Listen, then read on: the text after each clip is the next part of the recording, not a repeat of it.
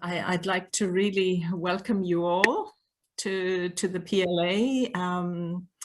As you know, it's been over a year now since we met in person. Our last meeting was in February 2020. And of course, we discussed the topics for these PLAs, and a small group of you had ICT as one of their priorities for the year for 2020 and 2021.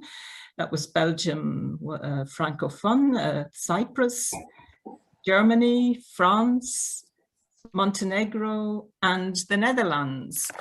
And as our German friends would say, this was a klein aber fein Gruppe.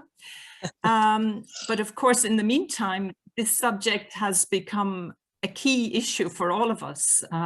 When we were planning last year, we never thought that we'd actually be organizing this PLA online, and that both for work and learning now, this has become the norm. So the actual topic has really become very important. And I hope, therefore, that we can all benefit from it, and that it will certainly be relevant for your work, and that your experiences during the last year will also be brought into play here. We have a diverse agenda. First of all, my colleague Michael will tell us about the European policy. We have the Belgian colleagues who will talk about their services online for teaching staff. And we have also our colleagues from Cyprus who will introduce their developments on platforms. And of course, our French colleagues who have an interesting initiative regarding a pass to introduce to us. And Germany will talk about what they're doing in the workplace. And Montenegro will tell us also about two databases that they are developing online to help both the learner and to provide courses. And we will hear from the Netherlands, and they are looking, of course, at the low-skilled people and people who have problems accessing ICT, and trying to see what we can do for them. So a very interesting and varied program. And without further ado, then I would like to hand you over to my colleague Michael. Michael is also working in DG Employment, Social Affairs and Inclusion, and he was part of a big transfer deal there in January. As you know, we had a slight reorganization, and the adult learning section or team, as it were, moved to the Skills and Qualifications unit. And Michael had been working in the Skills and Qualifications unit. So a whole team of us were exchanged for Michael in the Vocational Education and Training and Apprenticeship unit. So he has now moved to E3. And he, of course, keeps his work on digital education and digital skills. He's been working on the skills agenda and developing the actions there, but he's also our contact in DG Action, the Digital Competence Program. And of course, he works with the colleagues in DG Connect on the Digital Skills and Jobs Coalition. So he's also working with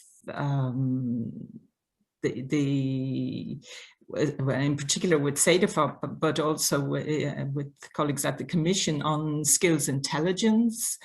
And he has also been working quite closely with the OECD on the national skills strategies, which some of you have also been developing.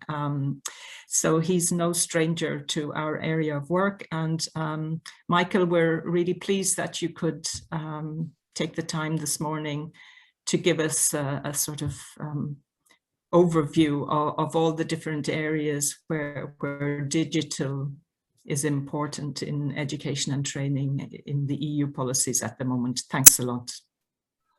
Thanks very much, Martina. And thanks for the very comprehensive introductions. That saves me some first slide, I would say. Many of the things you said, everything absolutely perfectly and very succinctly. So I'll try to share screen now, the usual procedure.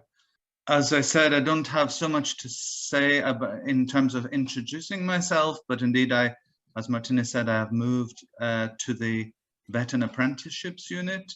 And as Martina said, unfortunately, it used to be called Vet Apprenticeships and Adult Learning, but that's no longer the case. And I kept my main files, which are indeed digital skills and skills intelligence, as Martina also said. So let me go on to the second slide. What I will try to do in this presentation is to first of all look at the context and the demand for digital skills and why we have such an urgency, especially for the adult group in society, in really closing the skills gap. And then I will talk about digital skills in the skills agenda and the digital education action plan, which two initiatives, work very much in synergy on digital skills issues. So let me start, first of all, by looking at what's the current situation across EU member states.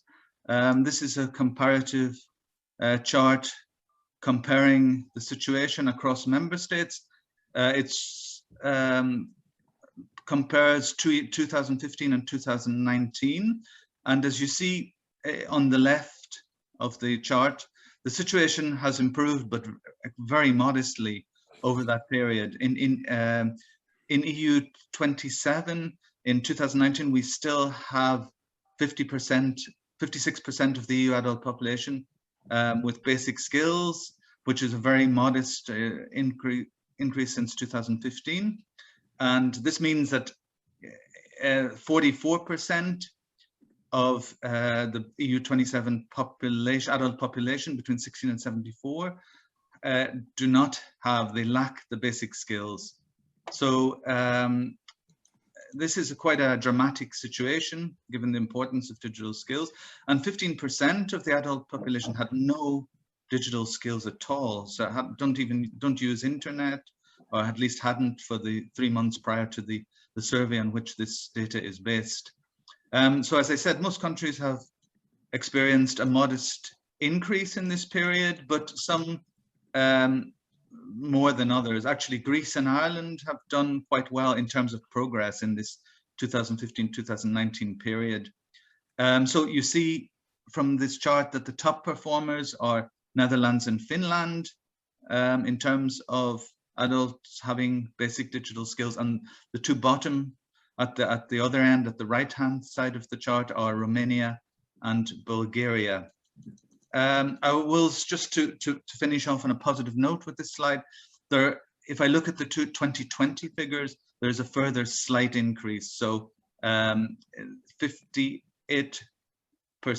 now have basic digital skills. So 42% really lack the digital skills required in today's work and society and labor market.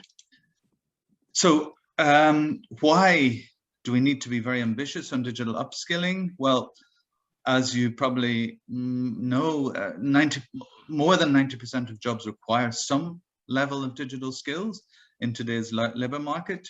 So it's really very difficult to thrive in the labor market without them.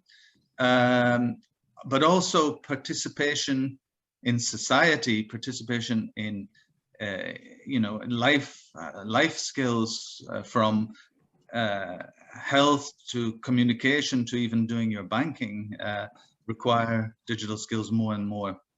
And if we look at the rate of acceleration, if we look at the rate of acceleration of digital skills, we see that since 2015, there's been an increase of only less than 1%, 0.9% per year. So we would really have to increase considerably to nearly 4% per year to reach a target, which I'm going to talk about in a minute, the target that we've set in the skills agenda and the digital education action plan. Because at current rate of progress, we would only reach 59% by 2025. So as has been already mentioned, the COVID-19 has really, in a sense, accelerated the digital transition and the need to advance more quickly. I mean, it's not that we didn't know of this very rapid digitalization process, but in some ways we've really had to, in both the labor market and education, we've had to really accelerate very fast and as has been said, do move forward a decade in a matter of months. So I think the COVID-19 increases the need for acceleration further.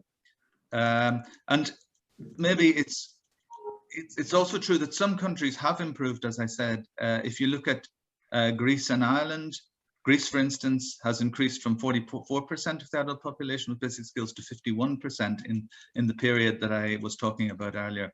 And some member states are already doing pretty well, with over 70%. 5 member states have over 70% of the adult population with the required level of basic digital skills. So all this to say that in the updated skills agenda of July 1st last year, we have set this very ambitious objective in digital skills. It basically, the objective is to reach 70% of adults of this age group having at least basic digital skills by 2025. So that's quite a big increase, because what it means in numerical terms is moving from 184 to 230 million adults with basic digital skills. And it means an increase of adults from 56% in 2019 to 70% in 2025. So this objective is one of the big target objectives in the skills agenda.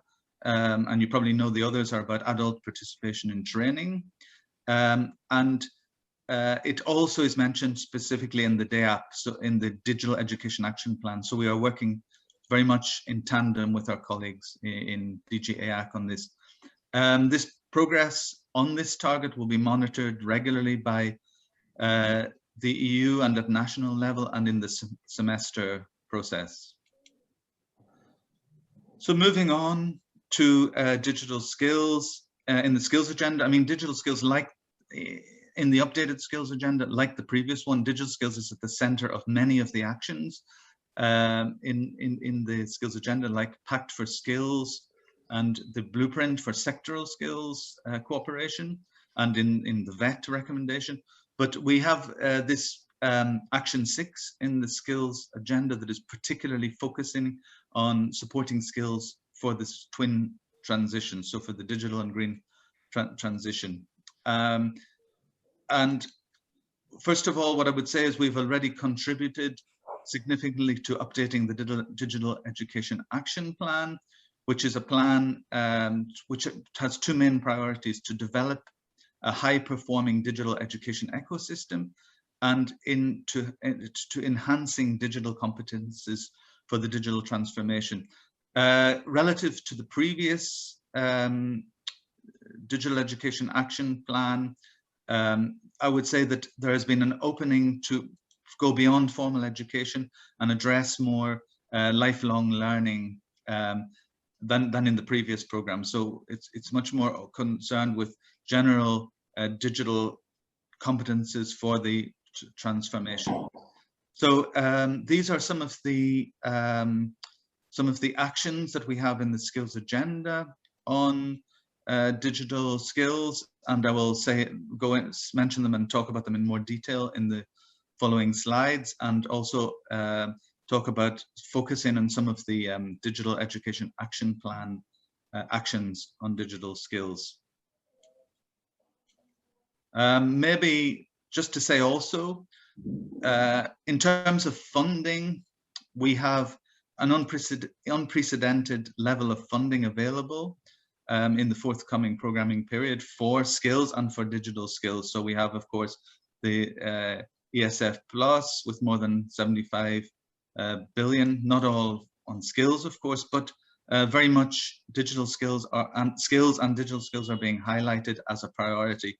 Also in the Recovery and Resilience Facility and the Recovery and Resilience Funds, skills and digital skills are very much encouraged, and the member states in their plans, in their Recovery and Resilience plans, are encouraged to have 20% of expenditure to foster digital transition. Of course, that's not all in skills, but skills is very much and digital skills are very much at the center of focus of current funding. So first of all, let me say something about these ICT Jumpstart, what we call Jumpstart training courses that we foresee in the skills agenda. These will be very short-term intensive training to equip people in the labor market mainly, but also open to unemployed workers.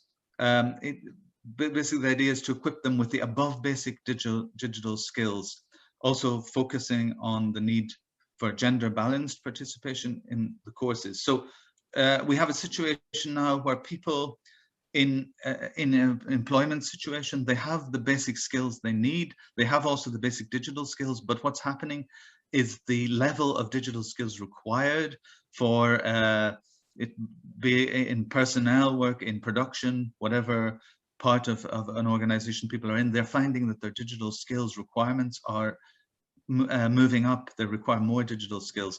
So these short courses will try to provide these skills beyond the basic level. And we foresee to use some, perhaps to kick off this process, use some ESF direct management to sort of fund initially these kind of jumpstart courses.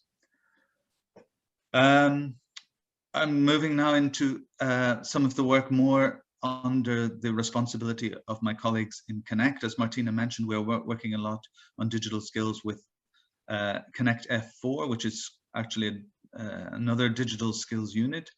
And they have this work to provide digital crash courses for SME employees to make them more proficient, particularly in the new emerging technologies around digital, like artificial intelligence, cybersecurity, high power computing, and so on. So these courses will try to focus particularly on SMEs, which are particularly challenged with regard to ensuring that they have the digital skills necessary, partly because they have an inability to, it's difficult for them to send workers to courses.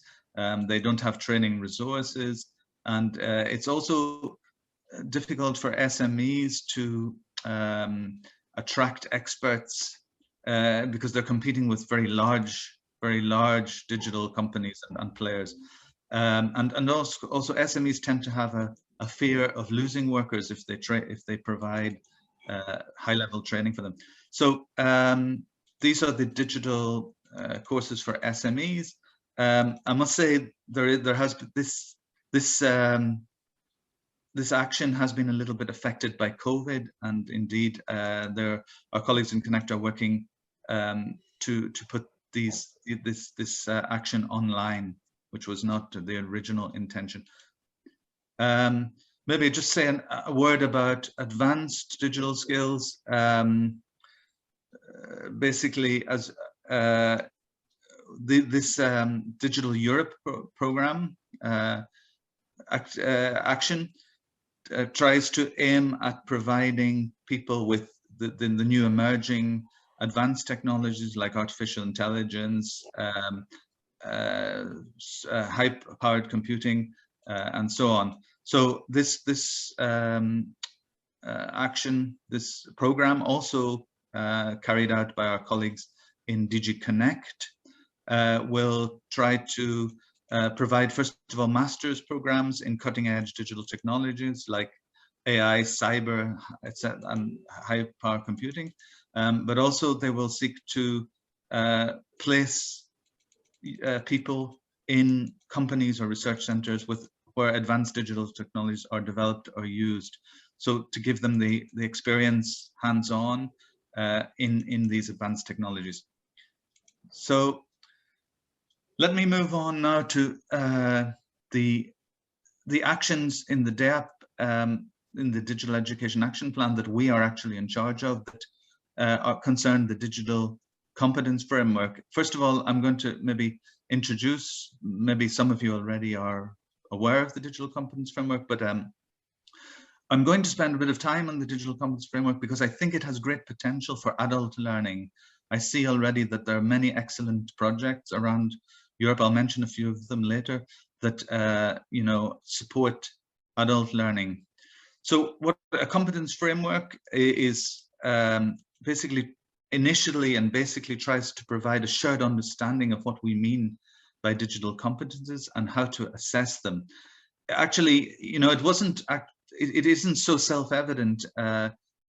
Before this kind of framework, many people talked about digital skills, digital competences, but there wasn't a common understanding. So this very scientifically rigorous work carried out with our joint research center really tries to define what digital competences are and to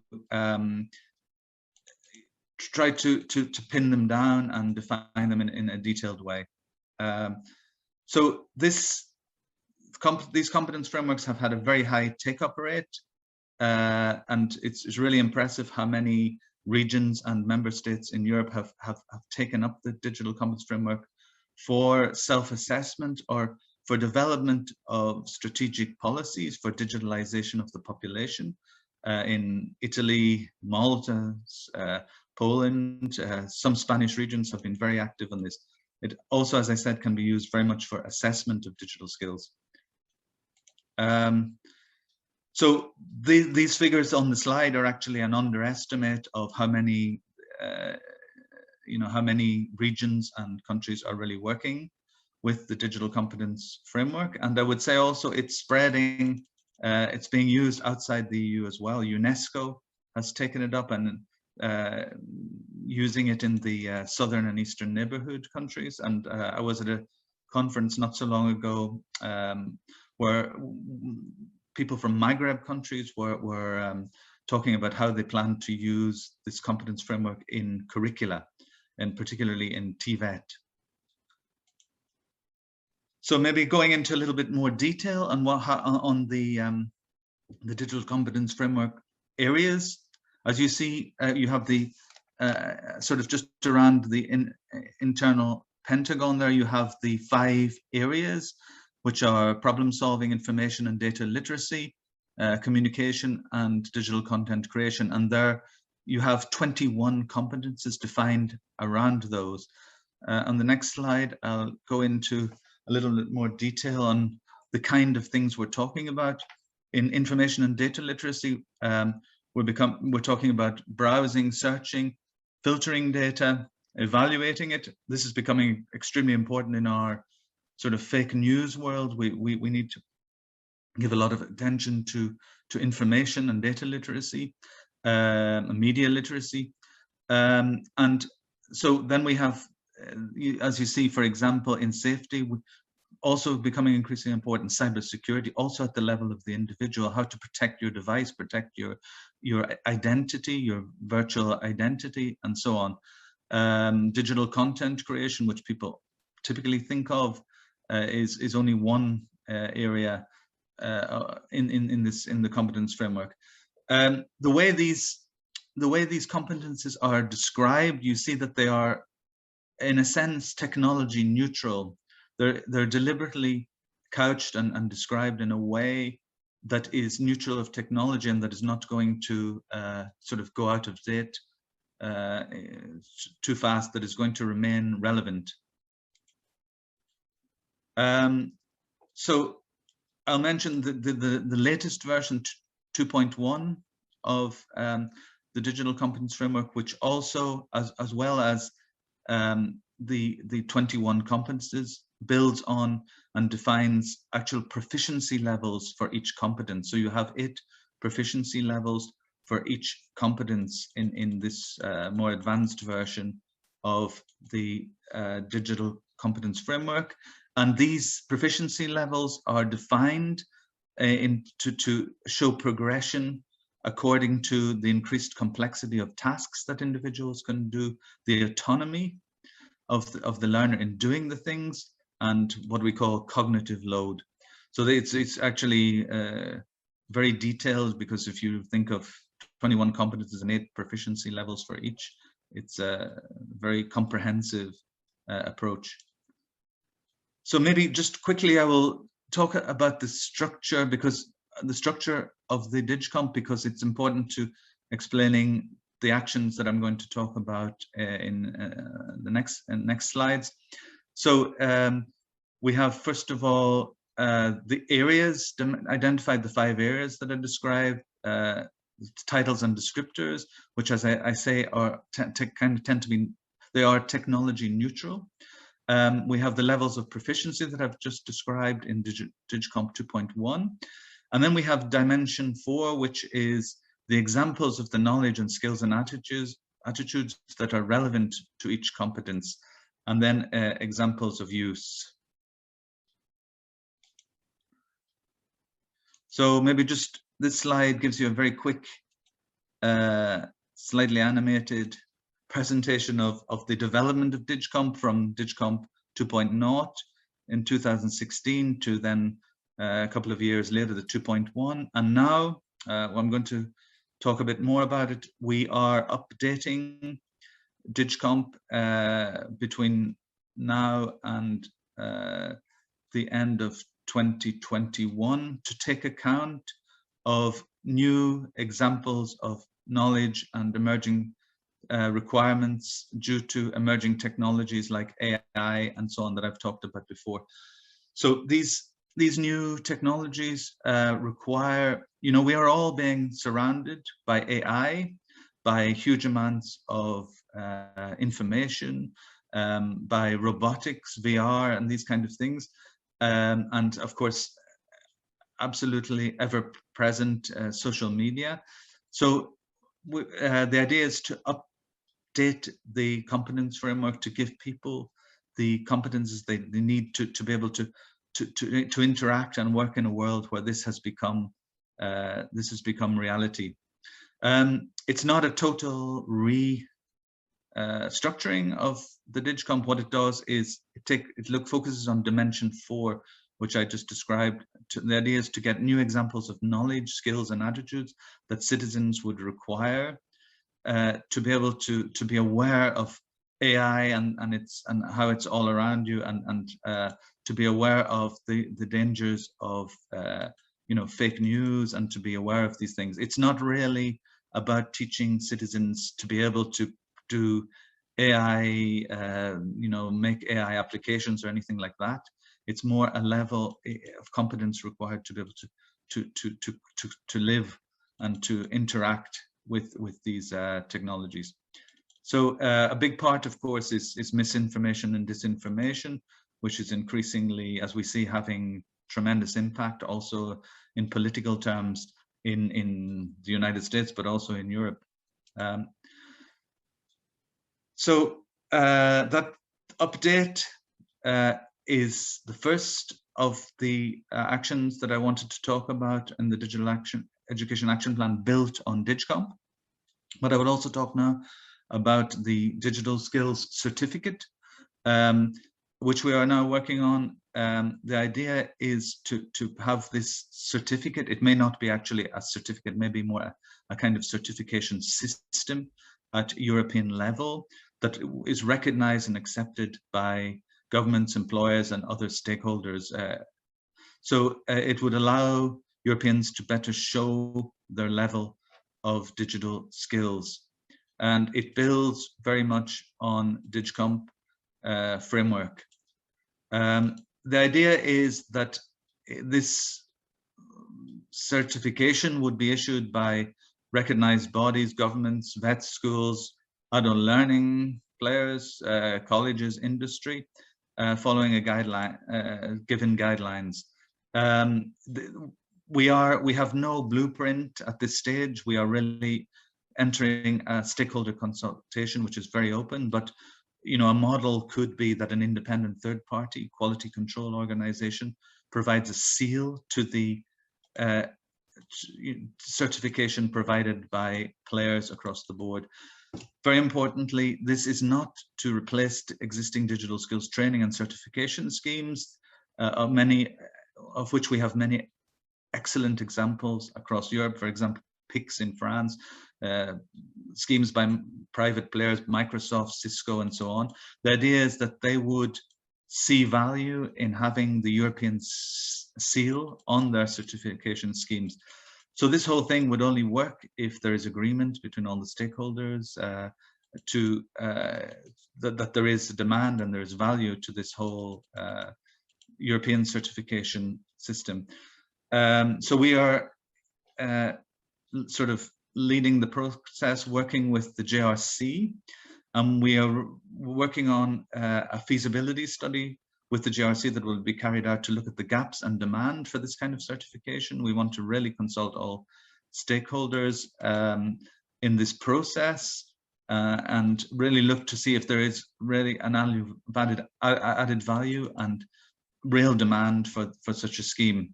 And I know that some of you have received a call for contributions in connection with this feasibility study, or the first part of it. So it's really, as any of you have received this will see, it's really about getting your views on what you see as the key elements that should be in the feasibility study. The good news is that this consultation was a little bit tight in deadline, so we have decided to extend the deadline until 12th March, so Friday week, tomorrow week, I believe. If you see here this European Digital Skills Certificate Stakeholders Map, you see that we really want to involve all the stakeholders, and very welcome to come back to us if you think anybody is missing. We think it's a fairly complete map, but of course we may be missing. I think adult education stakeholders are in there in that map, but please, in the community of practice that's been set up, or directly, feel free to point out if you feel any stakeholders are missing in this exercise. So as I said before, adult education, I think adult education is benefiting and can benefit very much from projects using DigComp. And I looked through the DigComp Interaction user guide and found already some very nice examples of projects where adult education is using DigComp. First of all, there's an example in Flanders for new ICT programs. So they've made the ICT training more competence-based in the adult education sector. Then we have this Bridge the Digital Gap project in Hungary, which aims at training the adult population in Hungary, and has targeted as many as 260,000 adults in Hungary by, I believe, end of last year. Then, as I said, digital competence framework can be used also for assessment, diagnosis or assessment of people's digital skills. So we have this self-diagnosis tool, which is one of several developed by Spanish regions, but this one in Andalusia requires users to go through different questions and simple tests about their knowledge and behavior, and then they get an assessment and then a kind of a training itinerary, a proposal of how they could enhance their digital competences and what ones they might be missing. So this is one of many examples of the digital competence framework being used for assessment, and we are also in the Commission with our colleagues in DG Connect working on a DigCompSat tool, which is also developing an assessment tool at European level. I would point out that assessment is not the same as certification. It doesn't actually have a formal exam or certification process, but it allows somebody to have a look at where they are with digital skills and how they could maybe go further. So lastly, I'm going to maybe talk about, Martina mentioned, indeed, we are working with our colleagues in Connect on the Digital Skills and Jobs Coalition, which was actually launched in the Skills Agenda for Europe of 2016. So it's the Digital Skills and Jobs Coalition really brings together all the stakeholders to reduce the digital skills gap in Europe. So industry, education, everybody, all stakeholders, trainer, big organizations involved in digital skills, digital competences. So it's a pretty big coalition. We have 550 members, many of whom have made pledges. Generally, the pledges are focusing on providing training to increase digital skills in these 4 target groups, which includes citizens as well of course as education, ICT professionals and the labor force. 25 member states have national coalitions which are working with the European coalition. So it's you know, a very broad coalition, and we have also a pledge viewer which monitors the pledges and progress on the pledges in the various target groups. And you can see in the slide how many initiatives have already been launched.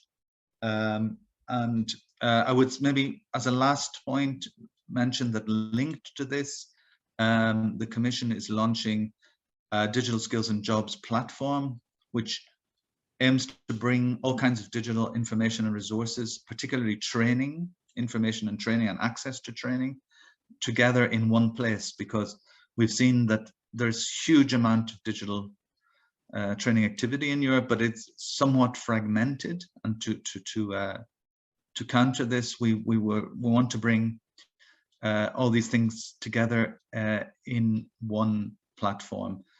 So that will include, of course, training, you know, adult digital training, particularly suitable for adults and so on. This will be done by linking, it links to the national coalitions in the Digital Skills and Jobs Coalition.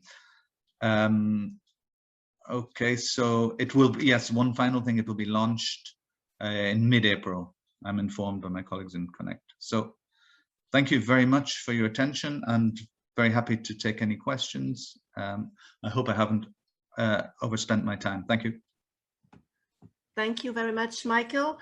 So as Veronique wrote in the chat, if you've got questions, either you just write them in the chat or you raise your hand and we give you the floor. So thank you, Michelle. And yeah, I'd just like to say that yesterday, you know, the Commission published this action plan on the European Pillar of Social Rights, And I mean, I haven't had time to look into that in detail yet, but I think, you know, it's also reinforcing this target that that Michael talked about, to have 16 to 74-year-olds with at least basic digital skills. And I think it's trying to project that forward to 2030, when we would expect to have at least 80% of people. And I mean, if you look around you, really, we should be talking about 100%, because nobody can sort of live without some sort of connection with digital equipment or digital tools at the moment, even in current life, if you want to be completely connected or part of things. But thank you very much, Michael. And I just wanted to know if you could say something about, is there a connection between the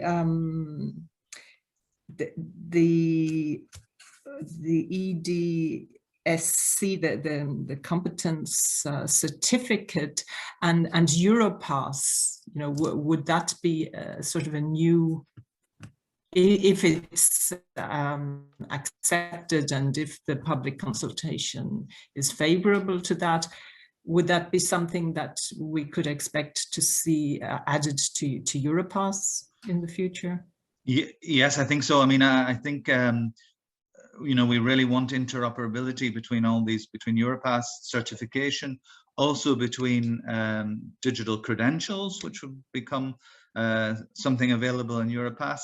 And there is part of the discussion on this certification is also, you know, what is the possible link between these certifications that could be done in the EDSC and micro-credentials, you know, which could be, because in a sense you could see a digital certificate as a sort of a micro-credential, you know, a short-term course on digital, to upskill somebody in digital, in terms of their digital competence. You could see it as a micro-credential. So very much, yes, this will be connected to Europass, as will, by the way, the platform that I mentioned, the Digital Skills and Jobs platform that Connect are leading and will launch in April. Okay.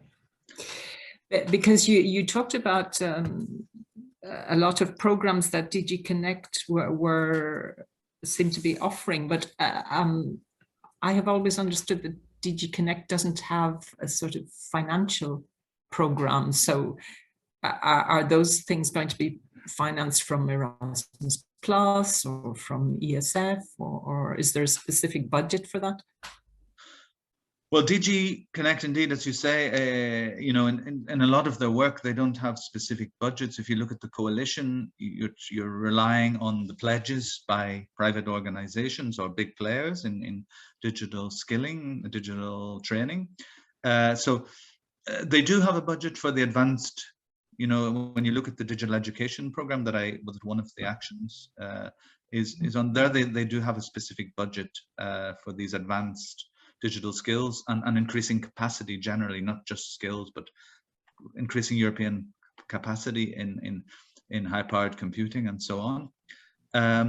But indeed, we were talking about coming together maybe with ESF plus funding for some Connect activities. You know, they do have this particular situation that they're looking for funding often elsewhere, and the other funds that I mentioned earlier, like Erasmus and ESF Plus.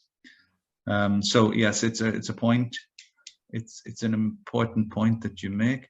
I just see there in the chat there is a message from Karin about the Flanders program. So I will maybe send the link to the guide where I think there is a contact point on this initiative, so that she will be able to follow up on this, on that program that I mentioned.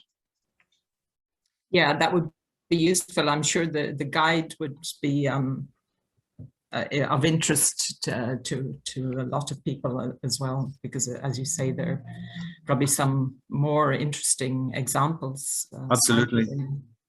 Absolutely, there are many examples, and I think that the DigComp for Citizens really lends itself to, you know, projects or developing activities on digital upskilling for the population, for citizens, and for the adult population.